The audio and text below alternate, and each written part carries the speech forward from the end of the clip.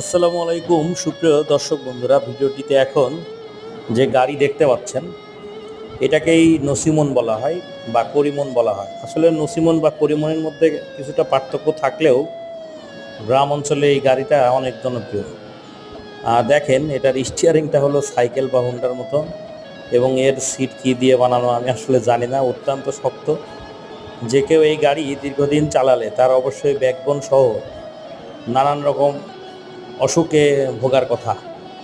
কাঠ এবং এ পাশে লোহা দিয়ে বডিটা তৈরি করা। গাড়ি যদি পিছন থেকে আমি দেখাই তাহলে দেখেন গাড়ির ঠিক ড্রাইভিং সিটের পিছনে লেখা মায়ের দোয়া। যাক, এটা লিখেছে ভালো, পৃথিবীতে মা যেহেতু শ্রেষ্ঠ মানুষ।